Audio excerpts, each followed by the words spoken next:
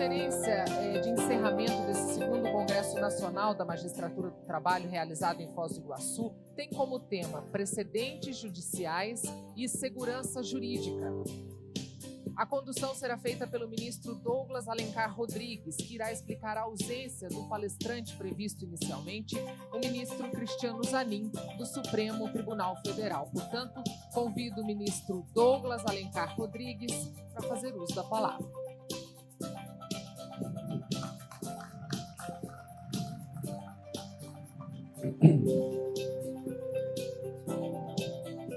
Boa tarde a todos.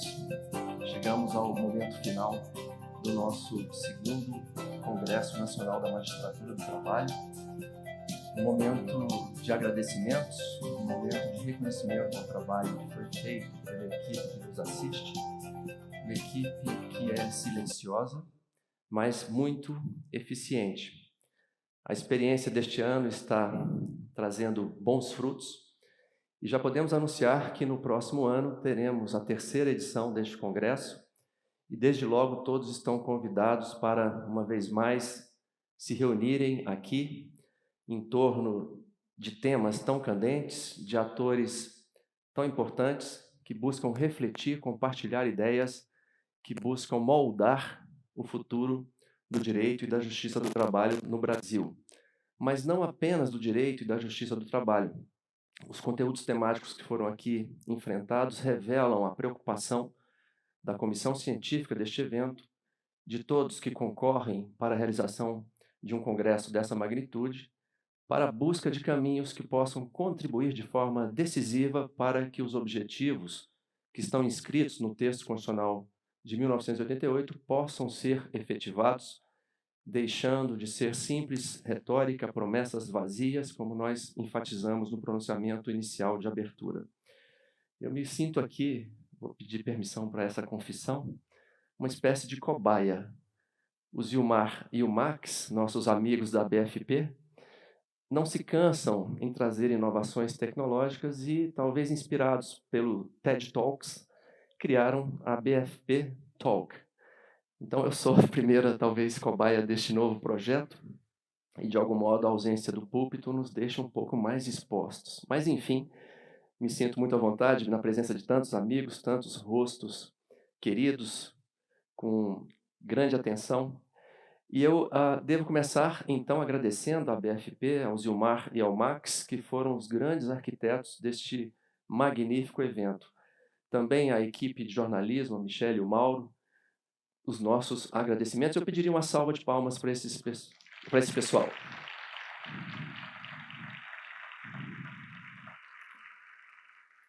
Mas também é preciso reconhecer o trabalho das cerimonialistas, especialmente da Isabelle, que com tanta elegância, com tanta segurança, nos ajudou ao longo deste empreendimento. A Isabelle e a sua equipe também, os nossos agradecimentos, e de igual modo a equipe de tecnologia, que está ali no cantinho, e que tem produzido um trabalho magistral na preservação da memória de tudo que aqui se fez. As exposições estarão todas disponíveis no site da ABFP, de sorte que a memória não se perderá. O que nós pretendemos é que esse congresso seja um retrato de um momento histórico e os registros inscritos no site serão, então, a memória viva de tudo que aqui se fez. Portanto, muito obrigado, uma vez mais, a esse pessoal maravilhoso que nos assiste.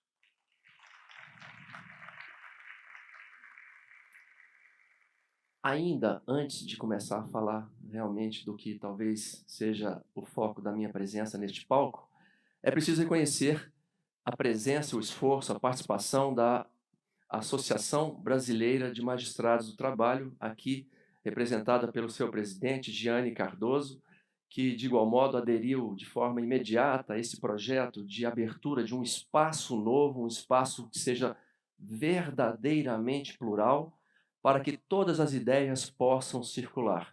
Eventualmente, alguns podem não gostar do que ouviram, mas a democracia é isso. A democracia é esse choque de ideologias.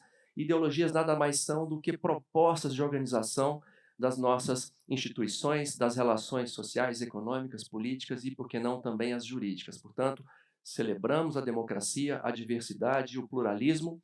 Essa é a nota deste congresso, produzido pela ABMT, em parceria com a BFP. Mas talvez todos estejam frustrados, porque deveria estar neste palco o ministro Cristiano Zanin. O ministro Zanin é o mais novo ministro da Suprema Corte e, por razões de ordem profissional, em razão da sessão do Supremo Tribunal Federal realizada ontem, não conseguiu chegar a tempo, não havia voo disponível na manhã de hoje que permitisse o seu comparecimento para produzir o encerramento deste congresso. Mas Sua Excelência mandou uma mensagem em vídeo e eu pediria à organização que a exibisse na tela.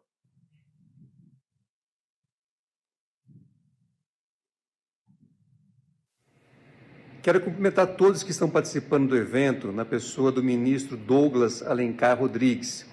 Tenho certeza que o Congresso será muito profícuo, com discussões atuais envolvendo a Justiça do Trabalho e outras áreas do direito, e, portanto, quero deixar aqui meu abraço e um bom Congresso a todos vocês. Obrigado ao ministro Zanin, uma salva de palmas à Sua Excelência, que já se tornou devedor, né, Zilmar, do nosso Congresso. Ano que vem já está prevento, já está distribuído a ele por prevenção o convite para estar conosco. Mas o Supremo Tribunal Federal tem passado por alterações profundas na sua composição e nós também recebemos com muita alegria uma mensagem do decano da Suprema Corte, o ministro Gilmar Mendes. Eu pediria que a produção também exibisse o vídeo. Olá, saúdo todos os participantes do Congresso Nacional da Magistratura do Trabalho, que traz à tona grandes temas que envolvem as relações desse complexo universo na era dos algoritmos.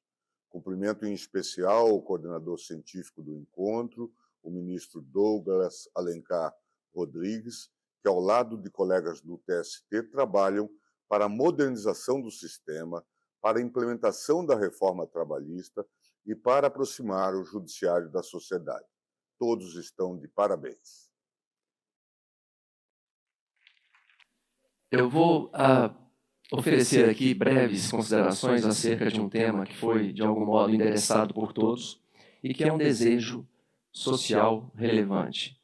Em todos os painéis, há como pano de fundo a preocupação com a segurança jurídica. E como o ministro Zanin não pôde estar presente e tocou a minha responsabilidade pelo fechamento deste congresso, optei por trazer a este momento algumas ideias sobre um tema que considero absolutamente relevante, central, portanto, e que nos desafia a todo instante no exercício da jurisdição. O PowerPoint está ok? Eu sei que está. Enquanto o PowerPoint não está presente, eu queria dizer que pensei até em contar uma piada sobre a segurança jurídica, mas uma piada que eu já contei umas 500 vezes, e a minha esposa já disse, não conte mais. Se contar essa piada, eu vou te cancelar das minhas redes sociais. Mas é uma piada tão boa, é um conto, na verdade, produzido por Antônio Prata.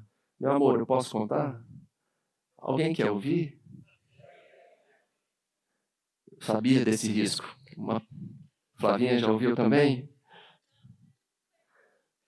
Enfim, muitos já ouviram, não me canso de contar, porque ela é muito boa e representativa de um traço característico da nossa cultura, referida por alguns como um jeitinho brasileiro, mas que mostra que nós tentamos sempre encontrar melhores respostas para atender aos nossos interesses. Eu vou contar de forma breve, já que estamos no momento festivo de encerramento do Congresso e muitos aqui não conhecem essa história. A história se passa, enfim, aqui no Brasil. Um alemão se muda para o Brasil e passa a vender e prestar assistência técnica em equipamentos de tomografia. O alemão Fritz marca um almoço com um amigo num restaurante e esse amigo não chega. Meio-dia está o horário já agendado, 12h10, 12h30, Fritz telefona para o amigo. Amigo, onde está? Estou chegando. Fritz levanta-se, olha para a porta, amigo brasileiro não chega. e pergunta o que significar estou chegando em português brasileiro. O interlocutor, meio em dúvida se deveria esclarecer ou não, coça a cabeça e diz: Fritz, vou esclarecer. No Brasil, quando se diz estou chegando, na verdade se está saindo. E o Fritz coça a cabeça indignado e questiona: por que não dizer então que está saindo? Porque quando o brasileiro diz que está saindo, ele ainda vai tomar banho, dar comida para os cachorros e colocar a máquina na roupa para lavar. Mas o professor Antônio Prata conta essa história, que já foi apropriada por outros expositores, para mostrar que nós temos essa tendência de flexibilizar o sentido mais evidente das expressões, de modo a fazê-lo atender aos nossos interesses. Mas eu começo lembrando que a segurança jurídica é um princípio constitutivo do Estado democrático de direito, é um valor realmente atemporal, é algo que nos orienta no seio social. Nós queremos segurança no trânsito, queremos segurança física, queremos segurança no trabalho, e, portanto, é algo inerente à condição, à natureza humana. O professor Humberto Ávila diz tratar-se a segurança jurídica de um sobreprincípio, um princípio maior, tal como o é o princípio da dignidade da pessoa humana, que é fundamento e objetivo, inclusive, do nosso projeto civilizatório constitucional. Eu trouxe algumas definições doutrinárias sobre o que vem a ser a ideia de segurança jurídica, e, obviamente, não vou cansá-los a essa altura com leituras, mas antecipo que esse material estará à disposição de todos, especialmente os acadêmicos, que nos honram sobremaneira com suas presenças. E trouxe algumas outras reflexões de juristas respeitados, a exemplo do professor José Afonso da Silva, também do ministro Luiz Roberto Barroso, e procuro, enfim, evidenciar que a ideia de segurança jurídica está centrada em dois eixos, um eixo estático e um eixo dinâmico. Quando nós falamos em segurança jurídica sob a perspectiva estática, nós consideramos que toda norma jurídica deve revelar comportamentos que não suscitem dúvidas, até para que nós possamos exercer a nossa liberdade, que é um direito fundamental. É preciso que o legislador, o decisor, o magistrado, quando produz o seu trabalho, lance mão de expressões que não sejam vagas, ambíguas, lacunosas, transferindo ao Poder Judiciário a responsabilidade pela definição do real conteúdo do comportamento idealizado. Portanto, é preciso que a clareza e a inteligibilidade das normas sejam observadas como condição necessária para o exercício desse direito fundamental, que é a liberdade. Normas ambíguas, vagas, lacunosas, que geram insegurança na sua fixação de conteúdo, devem ser proclamadas inconstitucionais. É assim que ocorre na experiência constitucional comparada, a exemplo da Alemanha e dos Estados Unidos da América. Essa dimensão, portanto, estática diz com a clareza do sentido das expressões, de modo tal que não se possa negar, como observamos de forma frequente no Poder Judiciário e em todos os graus de jurisdição, a validade, a eficácia ou a aplicabilidade da norma segundo a sua significação mais evidente, a significação que mais se extrai aos olhos numa primeira aproximação hermenêutica. Mas há, claro, uma dimensão dinâmica desse valor constitucional segurança jurídica, e é preciso, então, respeitar o passado e proteger o futuro. O passado não pode ser alvo de uma retaliação interpretativa em razão de uma mudança de orientação jurisprudencial. Não que não possa haver alteração da jurisprudência. É evidente que isso se faz, às vezes, até necessário, porque a vida é dinâmica e o direito serve à vida. Aprisionar as novas realidades em concepções pretéritas representaria negar a dignidade daqueles que buscam novas orientações e novos caminhos no exercício de sua liberdade, direito fundamental.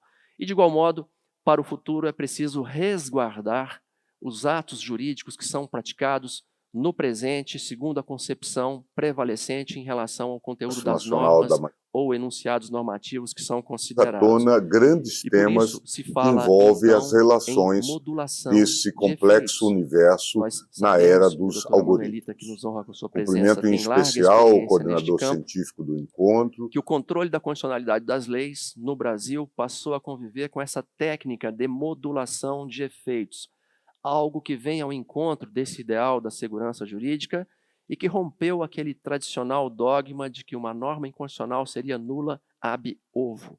Ab ovo é a expressão do ministro Moreira Alves, né? Saudosa memória, desde a sua edição. E, portanto, com efeitos ex tunc. Para os alunos, eu vou contar uma outra historinha que o ministro Barroso já reproduziu. Sabem qual a distinção entre ex tunc e ex nunc? Desembargador no Rio de Janeiro, em votações complexas, abria a gaveta, lia um papelzinho, guardava o papelzinho, trancava a gaveta e votava. De novo, uma votação complexa se repetiu. O desembargador abre a gaveta, tira o papelzinho, guarda o papelzinho, tranca a gaveta. Isso durante anos, até que um certo dia a morte colheu o desembargador. Infelizmente, a morte colherá a nós todos. É um dado da vida. E os colegas correram na gavetinha do desembargador, abriram-na, pegaram o papelzinho e leram ex nunc para frente, ex tunc para trás. Enfim, avancemos nas reflexões. Também é preciso lembrar que nós temos manifestações no direito positivo em relação à segurança jurídica. Na Constituição, há alusão no artigo 5º, inciso 36, ao ato jurídico perfeito, ao direito adquirido e à coisa julgada que tem sido alvo de reflexões tensas e intensas no âmbito da subseção 2 especializada do TST, e aqui estão presentes os ministros Aloísio, Dezena, Amauri e Morgana, além do desembargador José Pedro, que é o nosso ministro convocado, que integram aquele órgão do tribunal, e nós estamos a braços com questões extremamente desafiadoras acerca dessa nova tendência de relativização ou flexibilização desse valor constitucional da coisa julgada. Matéria, inclusive, que está posta a exame no âmbito da nossa subseção, sob a perspectiva de inconstitucionalidade do artigo 525, parágrafo 15 do CPC, e o ministro Dezena, relator da matéria, num voto lapidar e magistral, propôs, enfim, o reconhecimento desse vício máximo do preceito processual comum, no que foi desafiado, e a expressão aqui é utilizada no seu melhor sentido, por um voto judicioso não menos denso e erudito, lavrado pelo nosso vice-presidente, que foi homenageado neste congresso, com muito mérito, e que, portanto, revela esse dissenso, uma verdade que muitas vezes é negada. Meus queridos alunos e alunas, já é para eu encerrar? Agora o vídeo está ok. Mas os alunos conhecem a preclusão, sabem o que é preclusão, né? Mas como não há segurança jurídica em termos absolutos, vamos reabrir esse debate sobre o vídeo logo em seguida. Eu não quero cansá-los, enfim, eu estou aqui trazendo uma mensagem aos alunos sobre o que se passa no mundo do direito em relação a esse valor atemporal que é a segurança jurídica. E eu chamo a atenção para um outro tema que tem sido, de algum modo, negligenciado e que foi alvo de um painel magnífico aqui nesta manhã. Dr. Fábio Carvalho presente, Dr. Cristiano Siqueira, doutora Juliana Domingues e Dr. Alexandre Cordeiro, presidente do CAD. Enfim, esses 4 juristas endereçaram considerações importantíssimas sobre algo que precisa ser olhado com muito cuidado, que é o consequencialismo, o pragmatismo, o utilitarismo, enfim, a análise econômica do direito, que é apenas mais algumas propostas metodológicas de reflexão para a formação de uma decisão judicial. Portanto, refiro agora a essa inovação acontecida na Lei de Introdução às Normas do Direito Brasileiro, a chamada LINDB, que impôs a adoção pelos magistrados de uma postura consequencialista. Nós, hoje, reconhecemos a importância da dogmática quando buscamos interpretar uma determinada norma, ou, me corrigiria o ministro Dezena, um determinado enunciado normativo, precisamos buscar dimensionar as consequências, os efeitos que decorrem das escolhas interpretativas que produzimos. E, obviamente, é um desafio que quase merece um Oscar, porque todos nós, magistrados, temos limitações cognitivas, epistêmicas, técnicas, circunstanciais, enfim, alguns até de ordem econômica, né? O doutor Sérgio Polastro, que eu não vejo aqui entre nós, está ali na sua manifestação também brilhante a propósito da cessão de créditos trabalhistas, referiu que talvez fosse mais adequado discorrer sobre a assunção de dívida e não sobre cessão de crédito, mas essa brincadeira apenas revela que nós temos mesmo um desafio grande, porque somos magistrados, seres humanos, contingentes, circunstâncias nos afligem, nos afetam, e de sorte que temos esse desafio de definição do sentido e alcance de enunciados normativos, propondo consequências, especialmente quando lançamos mão dos princípios, princípios que são espécies de normas jurídicas gravadas de conteúdo semântico indeterminado, mas determinável a partir das circunstâncias de fato que estão moldando determinado caso concreto. Os princípios são massas plásticas que podem ser utilizadas para justificar qualquer tipo de raciocínio, inclusive raciocínios contraditórios. Já as regras são normas mais gravadas de conteúdo denso, de significação concreta e que trazem sanções. Obviamente, eu não tenho aqui a pretensão de falar sobre teoria do ordenamento jurídico, mas é preciso que conheçam a distinção entre regras e princípios. E o neoconstitucionalismo, que foi também referido em algumas das intervenções, tem promovido alguma insegurança jurídica, porque, ao fim e ao cabo, permite que cada intérprete produza a interpretação que considera adequada, para além do sentido mais evidente dos enunciados normativos considerados. Mas quando nós falamos em precedentes no direito brasileiro, nós precisamos, quem sabe, revisitar um processo evolutivo histórico que moldou a produção da legislação no Brasil. Eu começo lembrando que as súmulas do Supremo Tribunal Federal, especialmente as gravadas com adjetivo vinculante, foram pensadas, idealizadas por Vitor Nunes Leal. No início, essas súmulas deveriam ter um sentido meramente persuasivo, até porque se reconhecia, e ainda há alguma polêmica a respeito, que os magistrados são ou seriam absolutamente livres para produzir as interpretações que considerassem as mais adequadas. E hoje, olhando para o passado, causa até perplexidade pensar que um juiz possa decidir contra uma súmula de um tribunal, especialmente o Tribunal Superior, ou quem sabe até o Supremo Tribunal Federal. Essa percepção de que os juízes são livres, absolutamente livres, para decidir, é completamente equivocada. Contraria a ideia de sistema que pauta a estrutura orgânica do poder judiciário. Decidir contra a matéria pacificada pelos tribunais, especialmente superiores e o Supremo Tribunal Federal, representa um desserviço à sociedade e à cidadania. A sociedade é titular da segurança jurídica. O nosso papel, enquanto magistrados, é servir bem à sociedade de forma breve, célere e, sobretudo, efetiva. Mas esse percurso histórico chega ao Código de Processo de 2015, que reafirma com letras fortes essa ideia central de segurança jurídica. Nós sabemos que entre os padrões de interpretação figura aquele histórico ou autêntico, de sorte tal que, para bem apreender o real objetivo, propósito visado pelo legislador, é preciso entender as razões que o levaram a motivar ou a produzir um determinado diploma normativo. O critério histórico e o critério autêntico ou genético de interpretação são fontes valiosíssimas que buscam preservar, inclusive, o próprio postulado da separação dos poderes. E na exposição de motivos do CPC está dito de forma clara qual foi a razão desse novo sistema de direito jurisprudencial.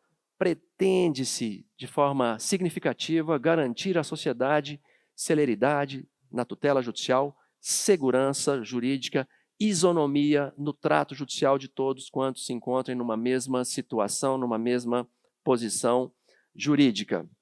Recomendo sempre a leitura da exposição de motivos do Código de Processo Civil para bem apreender as razões que levaram à edição desse código que se pretende moderno e que ainda enfrenta alguma resistência em vários tribunais, inclusive no nosso TST, particularmente naquilo que envolve a sanabilidade dos vícios processuais. A chamada jurisprudência defensiva ainda insiste em orientar algumas decisões e é algo que o tempo há de remediar.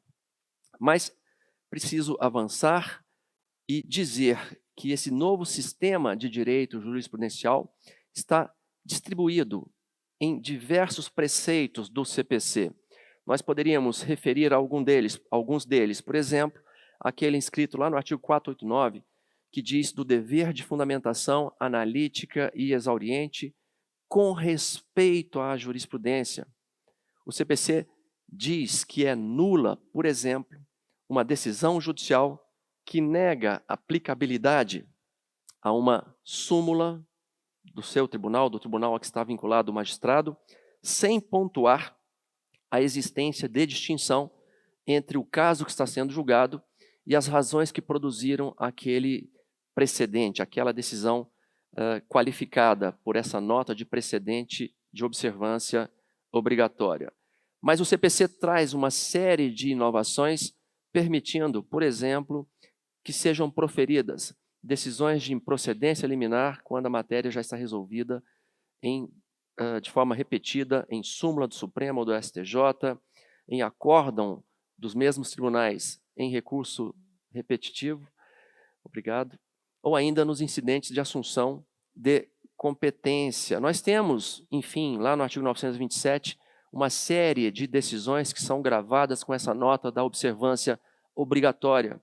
E mais interessante ainda é lembrar que nós podemos lançar mão de uma ação rescisória, que, enfim, os alunos que não estudaram vão aprender que a coisa julgada, embora agravada com um valor constitucional expressivo, pode, em casos determinados, que devem ser interpretados de forma excepcional, podem ser desconstituídas, rescindidas, desfeitas. Mas é preciso que esses vícios sejam graves, graves o bastante que impliquem a própria mácula à tutela judicial, à jurisdição. Mas eu dizia, rescisórias, que são esse instrumento excepcional, podem ser manejadas quando o magistrado se recusa, numa decisão passada em julgado, a aplicar essas diretrizes obrigatórias que foram, enfim, impostas pelo direito positivo, pela legislação produzida democraticamente pelo nosso parlamento. Eu sei que meus colegas estão me olhando com uma certa desconfiança e certamente querem o contraditório, porque a matéria é polêmica, lá na subseção 2, especializada do Tribunal Superior do Trabalho. Fundamentalmente, o que eu quero sustentar aqui é que a liberdade decisória do magistrado não é absoluta, ela tem um sentido instrumental. Não é porque passamos num concurso dificílimo de provas e títulos que nos tornamos algo como príncipes da República. A ordem jurídica não pode ser o que eu quero que ela seja.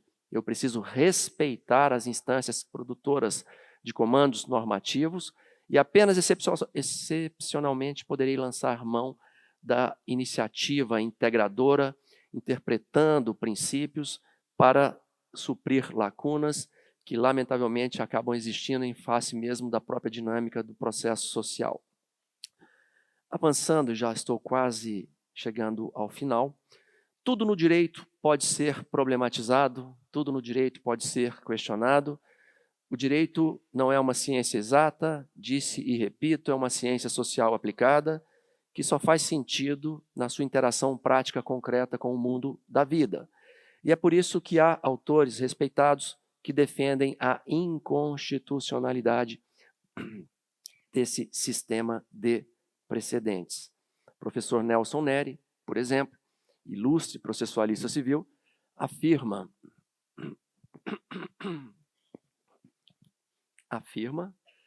que, porque introduzido por lei ordinária, o CPC, haveria ofensa à Constituição que só prevê a quebra da independência do magistrado, independência decisória, nos casos de ações de controle concentrado e súmulas com efeito vinculante.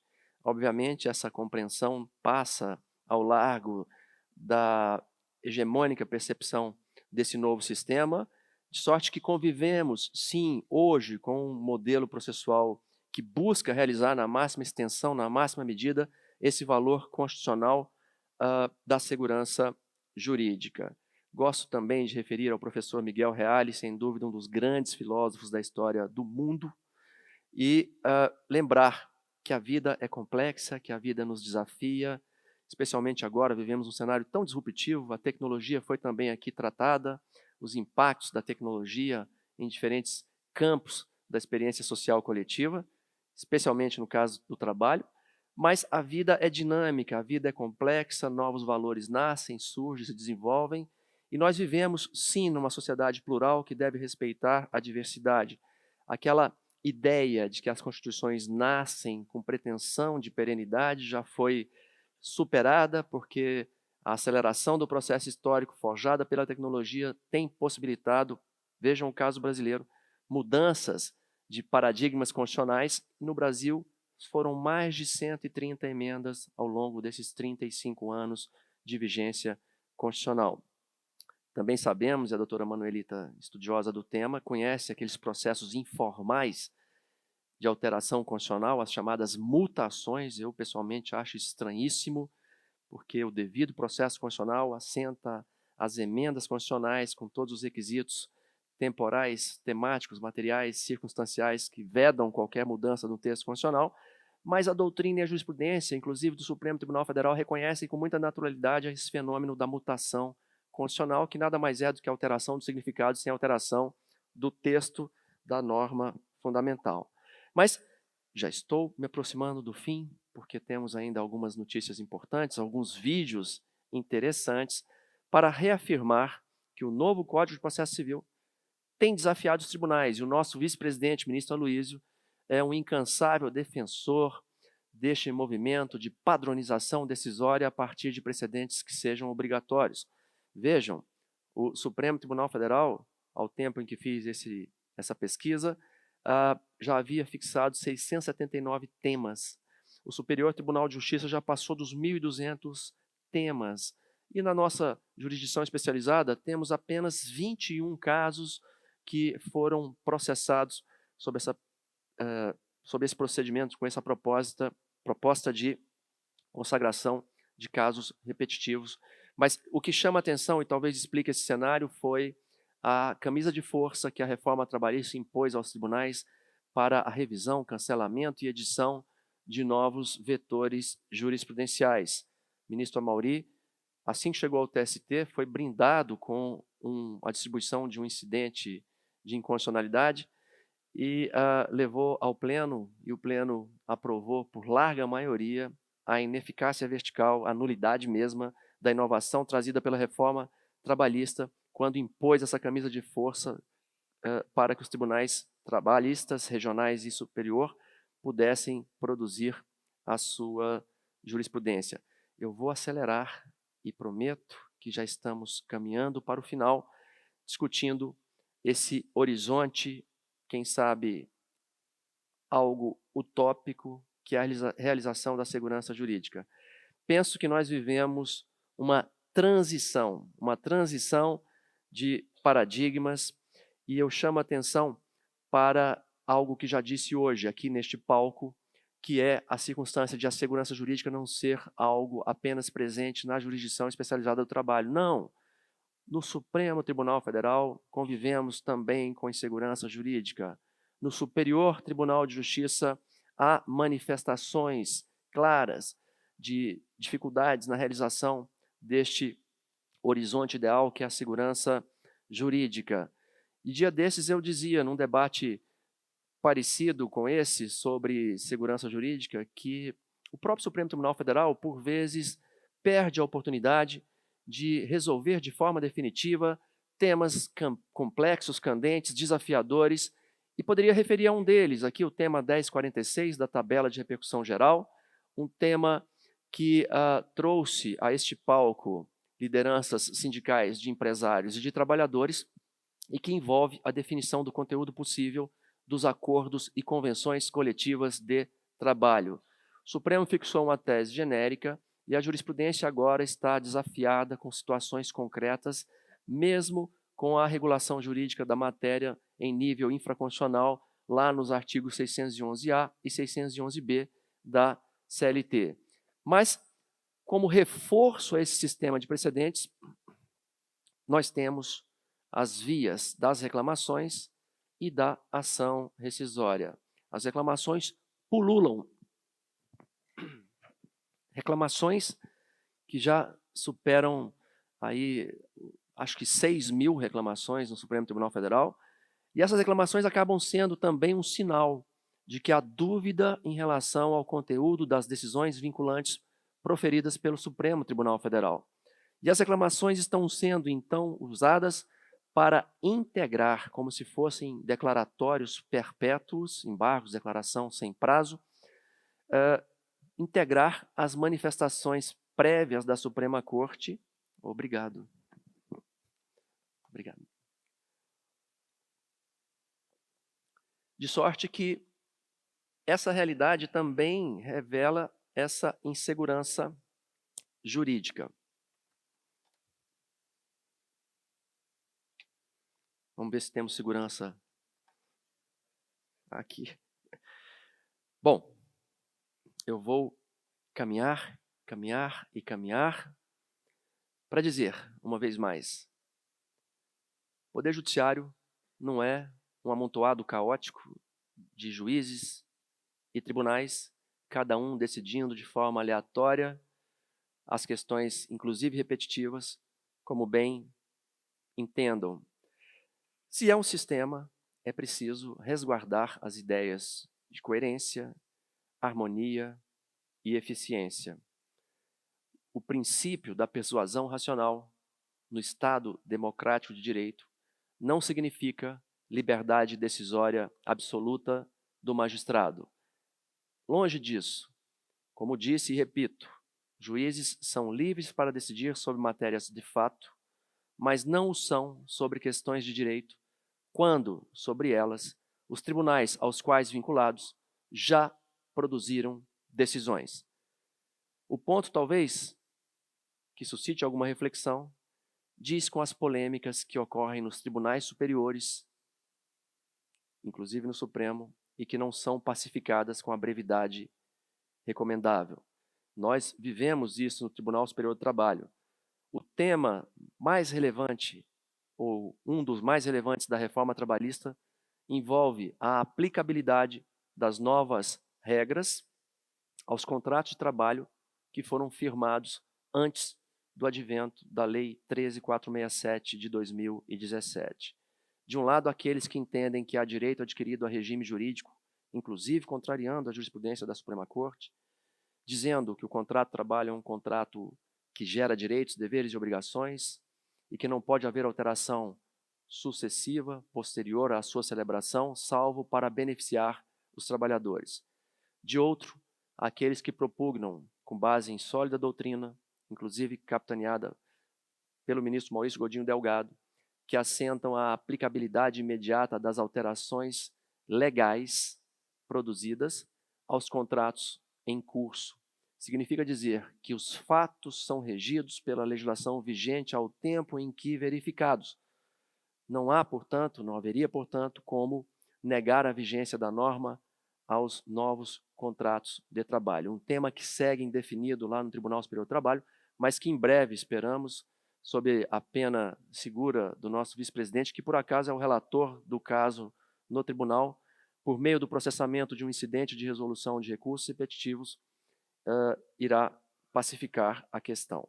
Mas, de novo, nós precisamos avançar sob a perspectiva da maturidade institucional e reconhecer que, para além das concepções pessoais que possamos nutrir em relação a temas complexos, é preciso, de forma objetiva, seguir as orientações postas pelos tribunais superiores. Há muito questionamento, nesse instante que estamos vivendo, em relação às opções que o Supremo Tribunal Federal tem produzido a propósito da competência material trabalhista. Estamos, é fato, perdendo competência material. E, de novo, não há uma verdade única no campo do direito. O que existe são respostas, opções, produzidas a partir de uma perspectiva de mundo, e essa perspectiva de mundo deve moldar a nossa consciência. Nós não podemos, juízes do trabalho, negar o progresso tecnológico, não podemos negar a força vinculante de decisões da Suprema Corte, por mais que não concordemos com elas. A visão mais liberal, do ponto de vista socioeconômico, do Supremo Tribunal Federal tem pautado mesmo a definição de questões ligadas à reforma trabalhista, e o ponto está em encontrar um meio termo, fugindo dessa armadilha ideológica de achar que tudo há de se resolver numa única direção, em prol de um dos atores que compõem a relação capital-trabalho. Neste ponto, caminhamos bastante com a reforma que consagrou o negociado sobre o legislado. E eu quero louvar uma vez mais os que compuseram o painel do negociado sobre o legislado, o Ricardo Patá, o Alexandre Furlan, enfim, todos que ali estiveram, trazendo contribuições importantes para a formação desse novo momento no campo das relações entre o capital e o trabalho. Chegamos ao fim, peço escusas se os torturei bastante, era só para abrir o apetite antes do almoço. Muito obrigado pela atenção.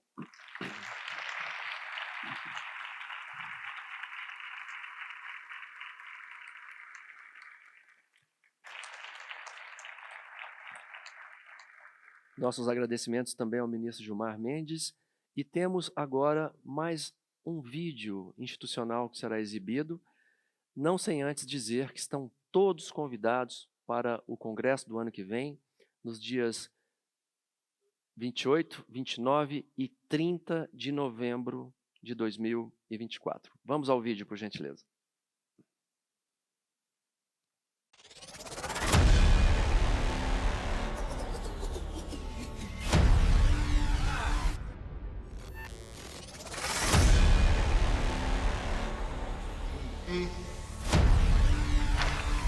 Bem-vindos ao 2º Congresso Nacional da Magistratura do Trabalho, um evento que reuniu líderes do setor público, juristas renomados, empresários e representantes sindicais para discutir o futuro do trabalho no cenário tecnológico atual.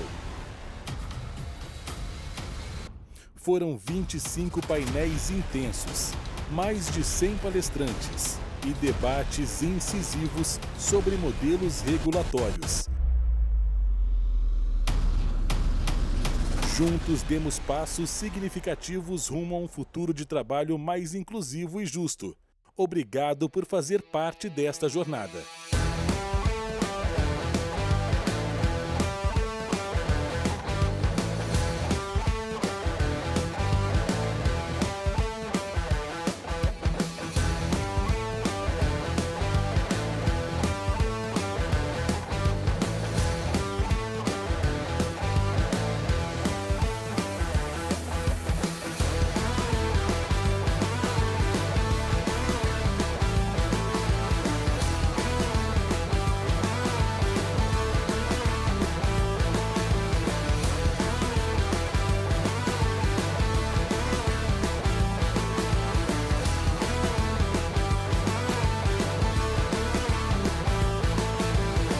Não foram apenas 25 painéis, foram 25 oportunidades para aprofundar o debate sobre modelos regulatórios, progresso tecnológico e os impactos socioeconômicos, jurídicos e institucionais nas relações de produção. As discussões ecoaram um consenso, a necessidade imperativa de evoluir, adaptar e modernizar o sistema de regulação laboral para os desafios dos tempos atuais. Cada momento foi um passo firme rumo ao modelo mais flexível, moldado pela produtividade e competitividade.